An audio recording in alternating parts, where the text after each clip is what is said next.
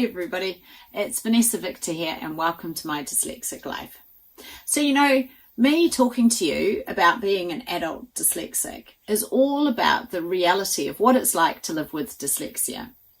And dyslexia isn't just about reading and writing and spelling and maths. There are so many other sides to being an adult dyslexic.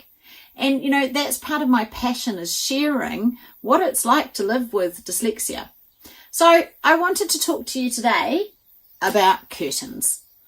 You might wonder, what have curtains got to do with being dyslexic? But this weekend, I was having someone come to stay. And before they arrived, these windows didn't have any curtains. And because of where they were sleeping, the light was going to come in. So I'm like, okay, I really need to get curtains sorted. So I went to the curtain shop, and in my head, it was going to be super easy. In my head, I was going to buy a track that was one corner piece, and I was going to just put it in. And, I was like, one of my boys, one of the young men who live in this house, would be able to help me, and I'm pretty sure I could figure it out anyway, right? It's only going to be putting a couple of brackets with some screws in.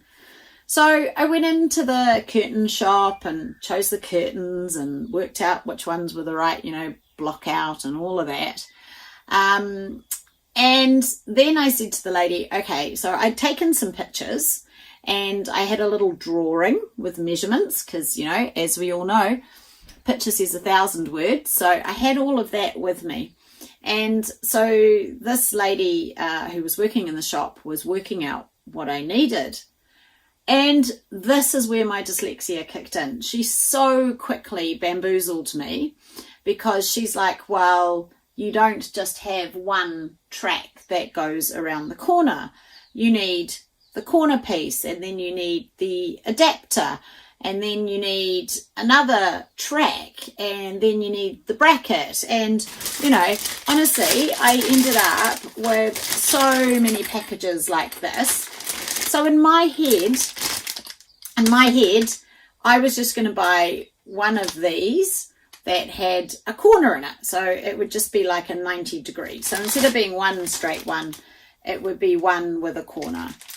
But no, we stood at the desk and, she was like, no, you need an elbow piece, and then you need an adapter, and then you need this.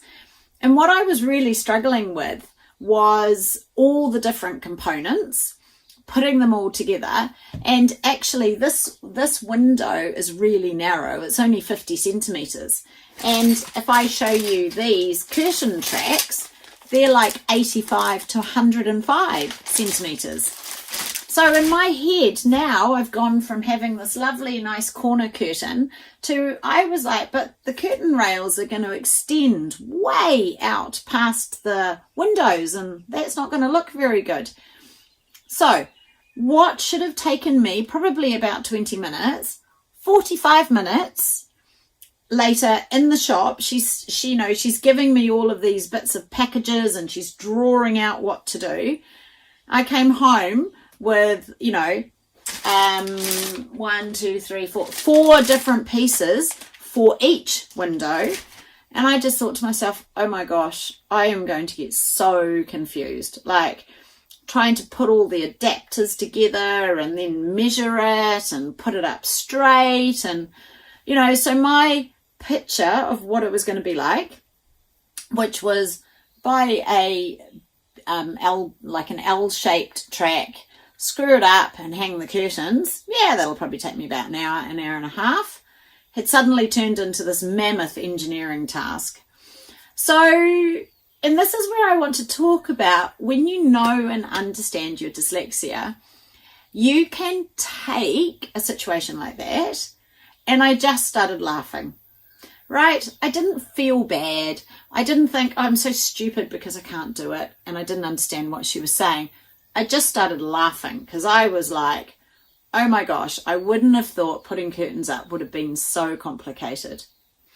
So do you know what I did? I used one of the tools that we have in the Organised Dyslexic, And I realized that I needed to outsource this job. I realized that given the time frame that I had to get this achieved, I really needed to outsource it. So for those of you who know Becky, her husband is amazing. He's so practical and great with stuff like this. So I actually said to James, James, I'd really love it if you could do me a favor. I really need a bit of help.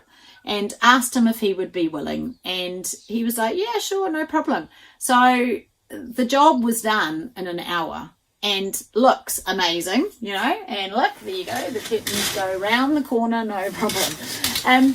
But yeah, I guess I just wanted to say it was realizing that actually this job was going to be really tricky for me to do. And I was going to get overwhelmed and confused. And that's okay, because that's just what happens when you're dyslexic. And I just took all the negative self-talk away because, I used one of the tools that we have produced to really look at the situation and just go, do you know what? I need to outsource this job. Yeah, I need to give it to somebody else. I don't have the skill set to do this.